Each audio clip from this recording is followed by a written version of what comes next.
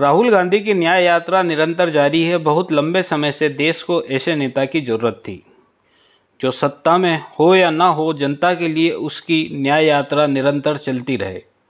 राहुल गांधी जनता की इस खोज का स्वरूप हैं। केवल चुनाव के समय ही वर्तमान राजनेता जनता के बीच सक्रिय देखे जाते हैं, सिवाय राहुल गांधी के, जो चुनाव खत्म होने के बाद भी जब एक बार फिर से राहुल गांधी जनता के बीच जाने लगे तो उनके विरोधी उनका उपहास उड़ाने लगे।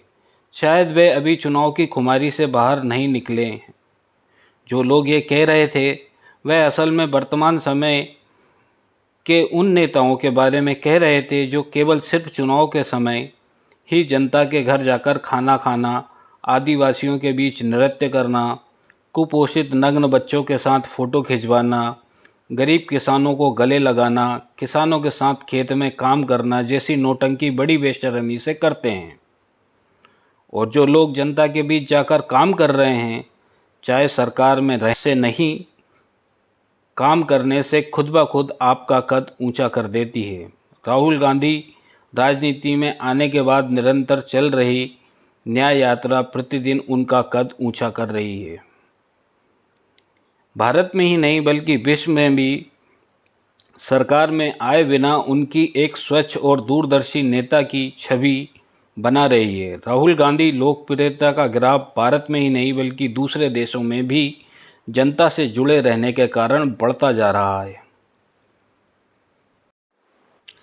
राहुल गांधी का कद विश्व में एक राजनेता के रूप में चुनावी हार जीत की गुणा भाग से बहुत ऊंचा है। वर्तमान समय में देश में जितने भी नेता हैं सरकार में हैं, इसलिए उनका कद, उनकी लोकप्रियता उनके पद के कारण है जिस पद पर वह बैठे हुए हैं। राहुल गांधी अभी ही नेता प्रतिपक्ष बनाए गए हैं। इससे पहले उनके पास कोई बहुत बड़ा पद नहीं था। बावजूद उसके उनका राजनीतिक सफ़र, जिसको हम न्याय यात्रा कह सकते हैं, उन्हें बिना किसी पद के उन राजनेताओं के समक्ष या उनके कद से ऊंचा कर दिया जो उनके राजनीति में आने के कई साल पहले से भारतीय राजनीति में सक्रिय हैं और गांधी परिवार का विरोध करते आए हैं। राहुल गांधी को स्तरहीन राजनीति और भाषा दोनों का उपयोग करके छोटा दिखाने की नाकाम कोशिश करते रहते हैं। नए राजनेताओं में उनके बराबर वर्तमान समय में कोई नहीं है।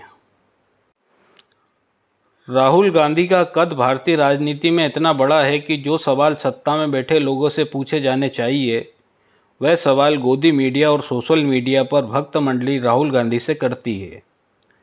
इसी बात से अंदाज़ा लगाया जा सकता है कि राहुल गांधी इस देश के असली जननायक हैं। वह किसी के लिए न्याय मांगने के लिए किसी भी राज्य में जाते हैं तो लोग उन पर उंगलियां उठाते हैं कि यहाँ गए वहाँ क्यों नहीं गए।